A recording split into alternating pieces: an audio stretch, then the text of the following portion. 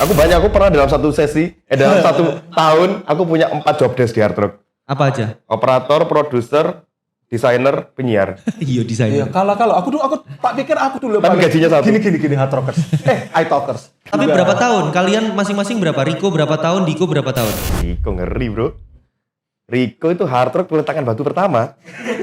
Ya bukan Riko lah, masa Riko? Ya enggak loh, Ya enggak mungkin lah, masa peletakan Riko? baru pertama. Peletakan batu kedua. Itu waktu Hard Rock masih AM. Masih 89,35. Selamat datang di iTalks dan ini adalah salah satu episode yang sudah Anda tonton di thumbnail, di mana ada dua penyiar dari Hard Rock FM, Riko Damanik dan Diko Putranto. Selamat datang di iTalks. Ayo dong, penonton yuk. Riko. Oh, kan belum bentar. Riko ini adalah salah satu orang yang membuat saya masuk Hard Rock. Keren. Karena Riko yang nawarin. Ceritain nggak? Bentar, Riko yang nawarin sama sekaligus aku dengerin siarannya Riko. Jadi yang bikin aku pengen masuk Hard Rock itu ada 3 orang. Ivan Meti Oke. sama Riko. Iya pada saat itu siaran. BTW kamu kapan hari bilang kamu sama Citra duluan kamu tol. Duluan Citra lah. Citra. Kamu masuk Citra masih ini No, kok. no. Yang 2001. Citra tuh 2003. No, enggak yang 2011. Iya, tapi kan dia sudah terdaftar. Iya, dia lama. Itu 2003. Soalnya aku ingat banget, aku masuk pagi pertama jadi operator. Siaran pagi pertama itu dia yang datang. Aku yo. Hari Minggu pagi. Oh, iya masih. Bawa nasi kuning 2. Jadi, Lu kamu masuk operatornya gitu. Kalau Iya, Citra itu 2003. Salah ya? Enggak, kapan hari Citra udah cerita. Oh, gitu, Ada episodenya sama Citra juga. kamu belum nonton Riko. Iya, aku banyakan kerja iTalkers. Jadi kamu harus nonton untuk menambah pundi-pundi monetize-ku. Saya aku bermanfaat buat teman saya, terutama Itol ya. Iya, sangat bermanfaat Iya, sekali Riko ini. Saya juga pengen tahu kabar teman-teman saya. Soalnya saya Betul. jarang banget ketemu sama mereka. Jadi aku itu 2011 kan pertama kali kerja di Hard Rock. Jadi operator pagi, itu waktu itu Itol yang aku sih pagi pertama itu Itol yang masuk. Nah, waktu itu Citra masih demo. Oh. Citra masih demo untuk yang Broadcast Stars 2011. Betul, emang masuk Hard Rock-nya official itu kan tahun 2011. Yes. Tapi Citra notoriously famous as a broadcaster juga, termasuk orang lama juga dia karena habis dia di Hard Rock dia sempat pindah-pindah radio, salah satunya adalah DJ FM ya. DJ. Iya. Tonton episode yang sama Citra. Nah, itu Di sini ya nanti. Kalau Diko ini adalah salah satu contoh orang yang berkarir di dunia radio. Benar. Jadi dari awalnya dia itu adalah operator di Hard Rock, habis itu jadi produser, habis itu jadi penyiar. Benar. Aku pernah dalam satu tahun aku punya 4 job desk di Hard Rock. Apa aja? Operator, produser, desainer, penyiar. Iya, iya, desainer. kalau aku tak pikir aku dulu Tapi gajinya satu. Gini Hard Rockers. iTalkers. Dulu tuh yang Kalau kupikir Riko, ya. kalau Riko penyiar sama MD kan? Nah, aku pikir ya orang yang paling banting tulang Adalah Diego Taharudin. teman kita penyiar. Teman kita Yoi. juga berataman nggak ada stikernya ya. Dia paling iri kalau kita ngobrol-ngobrol kayak gini nggak ada dia. Nanti ting, ada stikernya dia ya. Ketutup layarnya ntar. Buat yang tahu-tahu aja. Yang tahu-tahu aja gitu dia dia. tuh ngerjain banyak banget. Dia asisten program director, terus produser, penyiar, terus dia juga nyambi nge-MC. Iya. Terus dia jadi juga harus istilahnya dia itu jadi bandani wong liya. Ya, jadi Jualan di Joyoboyo omahku. Nggak, anyway, the point is ternyata aku juga melakukan sama ya. Kamu 4 ya? 4 aku. Aku dulu juga pernah ya, musik director iya. Terus produser iya. Gue tuh harus megangin beberapa produser, including acara lu sempat lu bawain 10 kita. Iya, 10 karya Indonesia. Dua-dua kita teratas. dulu waktu itu. Enggak, dia 10 masih ya? ya. 10. Karena Indonesia naik jadi ada 22 kita. Nice. Nah, balik lagi tuh sampai 10 kita lagi. Nah, terus habis itu gue produser Paranoia juga. Musik DJ. Karena badan gue tuh gue bukan party goers. Tapi kalau musik director itu udah wajibnya udah pasti jadi produsernya Paranoia. Berarti banyak juga. Banyak. Tapi juga. berapa tahun? Kalian masing-masing berapa? Riko berapa tahun? Diko berapa tahun? Kamu dulu. Aku kalau di Hard Rock dari 2011, tapi kalau siaran dari 2015. 2015 berarti 7 Hampir tahunan. 10. 10 tahun. Iya, hampir 10. tahun. 9. Ya. Riko? Wih, Riko ngeri bro. Riko itu hard rock peletakan batu pertama. Ya bukan Riko lah, masa Riko? Ya enggak loh, ya enggak mungkin lah, masa Riko? baru pertama. Peletakan batu kedua. Itu waktu hard rock masih AM. Tadi Masih 89,35. jokes yang tadi tak ulang gak apa-apa. Jokes yang episode sebelumnya tak ulang. Bahkan bukan AM dia. Apa? Hard rock masih GK, CF, Libero, LB. Bukan Winning. Bukan Winning Eleven. Bukan Winning. Kebetulan Ulang lagi dia jokes. ini Sidor. Lagunya masih pakai Winsipi. Kamu berapa tahun Riko? Jadi aku mulai masuk hard rock official itu tahun 2005. 19 tahun. 19 tahun, benar. Tapi Aku selalu gini loh ya. Tapi sabar. Kamu tahu aku pernah ngundang Mbak Meti ya. Mbak Meti. Mbak Meti 30 tahun loh dia. Di Siaran radio di dunia siaran radio. radio ya, tapi kan aku kan di perusahaan yang satu aja. Iya. Aku mau cerita aja ya. Aku tahun 2005 ya dari siaran di Hard Rock ya. Aku dapat email dari MRA. Aku katanya mulai dari tahun 2008. Jadi aku 3 tahun tuh nggak diakui. Oh serius? Serius? Itu nggak digaji kan? Gaji kan, cuman nggak diakui as a penyiar. Enak ya? Wah, ini apa Kroffel ya? Kroffel dari Goodman. Goodman Coffee, mantap sekali. Terus kalau pengen tahu kenapa kok pengen jadi penyiar? Karena basically aku suka musik kalau aku. Suka musik? Diko? Kalau aku jujur sekali ya ini ya, aku dulu buat bantuin pacarku, karena pacarku dulu PD kan. Jadi dia waktu itu ada masanya Nggak ada penyiar. Ada masanya itu penyiar itu mutung-mutungan. Betul, karena artis semua kan dia. Artis semua. Nah, Masuk dia. aku mau ngomong gitu tapi sungkan. Gua nggak ada filter. Aku mau ngomong gitu. Mengartiskan, mengkultuskan Mengkultuskan diri. Penyiar itu kan dulu gitu ya. Iya, jadi aku Gimana ya, jobnya kan banyak banget. tidak menyalahkan itu. Memang pada masanya kan emang ada Iya, seperti iya, itu. ada fase itu. Jadi aku menawarkan diri waktu itu. Ya boleh aku training siaran supaya aku bisa bantu kamu. Aku di kantor terus. Tapi nggak ada keinginan siaran memang sebelumnya. Sebenarnya ada, tapi nggak pede. Nggak pede. Jadi aku waktu itu beberapa kali kok ditawarin Mbak Diko pernah nawarin untuk training kayak gitu-gitu. Jadi waktu itu nggak pede lah, aku behind the scene aja lah gitu. Terus, nah pas Papa Asli itu kan nanya, kalau Diko jadi ini apa? Ya nggak tahu ya, lihat aja. Gue dengerin suaranya bagus banget. Oh iya. Iya. Suaranya Diko memang bagus banget. Kan bagus banget kan. Suaranya Diko bagus. Wah langsung, oh iya keren. VO barang kan Diko ini. Iya. Seperti kayak tanya Donald Trump, I approve this message. Oke. Kalau sendiri kalian kan maksudnya Riko dari background yang berbeda-beda lah istilahnya kayak apalagi usia juga terpaut lumayan jauh ya. Ya lumayan lah. Iya kan? Iya benar. Aku gak nyebut berapa. Aku nggak 44. Riko nyebut sendiri. Masa sih? Enggak ya, bagus ya atas skincare-ku ya. Enggak, aku kira itu. Tapi aku bilang Riko tadi memang awet muda loh. Iya sih. Nah tapi gimana cara kalian untuk membangun chemistry ini? Kerasa nggak chemistry-nya? Gimana? Maksudnya kan kalau dari aku kalian kan siaran couple, iya kan? Gimana cara kalian membangun? Kalau aku dari aku sih mutual respect aja sih. Setuju. Kayak dengan siapapun aku siaran, aku pasti mendengarkan mereka gitu loh. Dan kebetulan kita suka joke-nya yang istilahnya sama gitu loh. Dan aku juga tidak dipermasalahkan juga kalau aku diguyoni ya memang. Live kenapa sih harus serius amat? Setuju. Iya. Karena aku sudah pernah serius. Aku pernah banget loh keren. Hasilnya apa? Nothing. Ditapuk realita ya. Ditapuk realita. Gak ada yang mau sugar daddy, sugar auntie. Gak ada. Iya. Kalau kamu ya apa Diko menurutmu? Bangun chemistry? Karena aku ngerasa susah loh bangun chemistry. Aku punya temen yang sekarang konten sama aku, ya kita selama off air enak banget ngobrol, tapi ketika di on air ya masih banyak harus yang dibenerin. Aku ngerasa kayak gitu sama partnerku sekarang ini yang usianya lebih kurang sama kayak Riko. Lebih tua ya? Selisihnya jauh banget. Dan itu gimana tuh? Karena kan kalau usia yang lebih... Aku kadang-kadang aku aku bahkan tidak tahu istilah-istilah anak zaman now. Misalnya skena itu aku baru tahu ketika aku nanya sama dia, skena itu apa sih gitu loh. Nah aku akhirnya jatuhnya nggak tahu ini chemistry apa enggak ya. Jadi kita ngerasa kayak aku sama Riko ini so many differences kan, sangat banyak perbedaan. Ya udah itu perbedaan itu yang kita jadi bercandaan. Jadi bercandaan karena gitu. aku memahami dia, aku tidak akan sama seperti dia.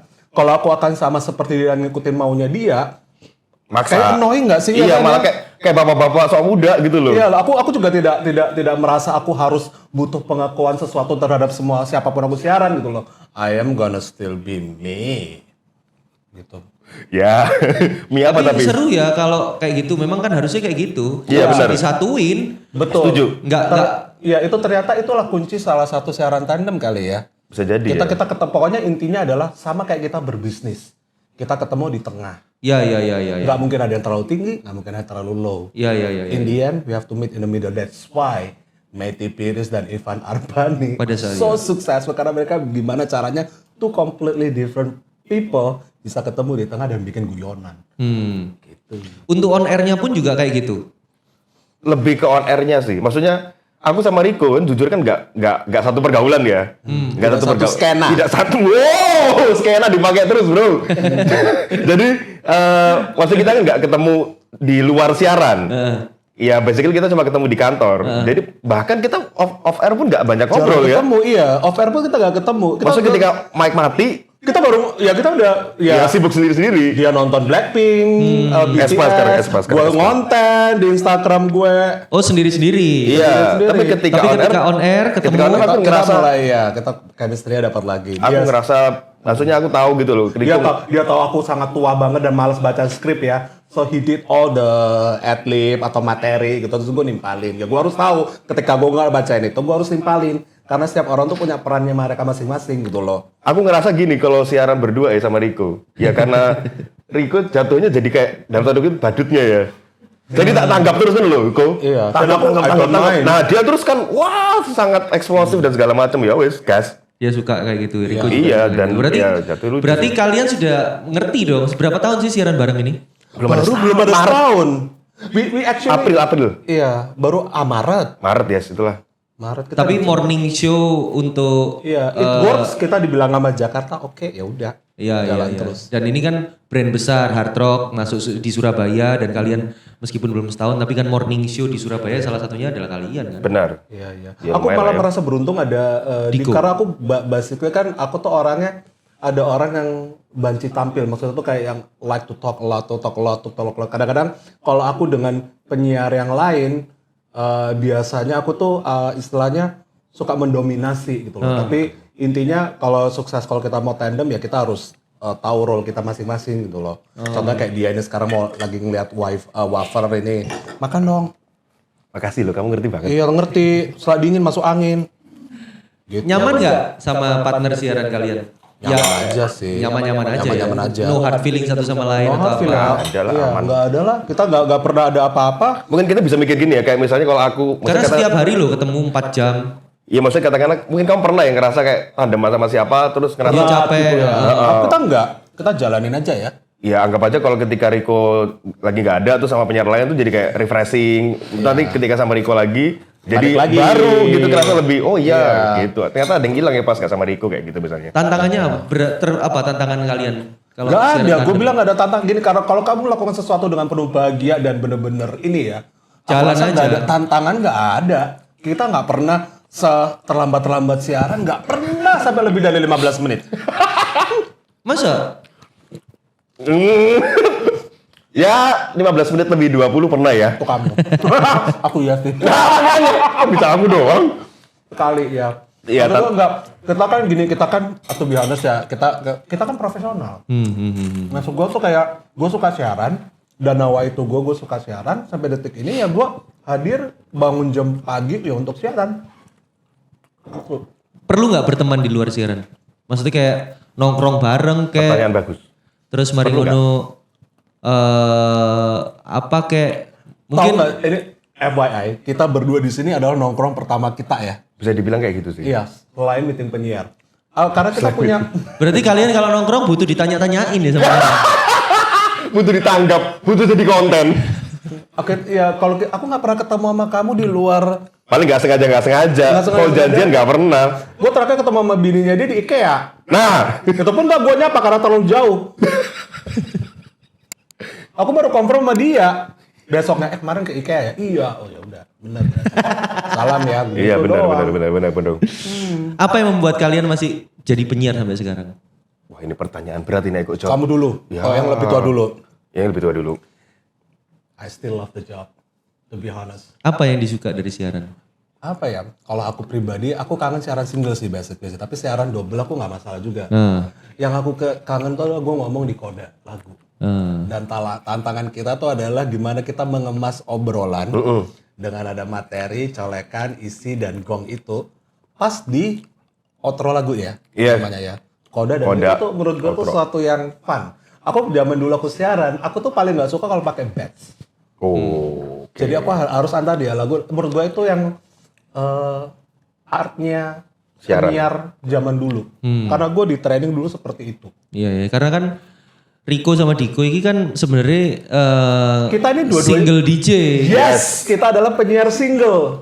Single DJ yang disatukan untuk siaran pagi. Kalau dari Diko apa yang membuat kamu bertahan menjadi penyiar sampai sekarang?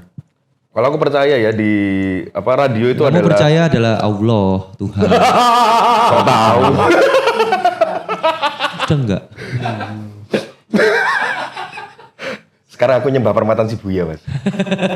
Aku mau komen. Iya, jadi oke.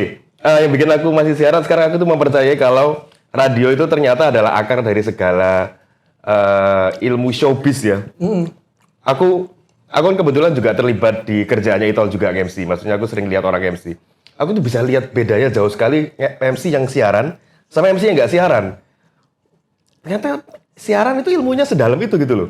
Betul. Dan kebetulan aku ngeband, vokalisku itu penyiar juga. Dan aku bisa lihat betapa bedanya MC vokalis yang punya ilmu siaran sama enggak. Jadi dia bisa nge-grab crowd dengan baik. Sementara band lain tuh kayak ya udah next song kayak gitu-gitu loh. Ya, ilmu public speaking-nya nggak ada. Benar, salah satunya itu. Dan aku yakin juga radio ini bercokolnya orang-orang keren. Koneksi dan segala macam. Semua yang aku dapatkan sekarang dari radio. Dan aku merasa harusnya radio someday akan bounce back.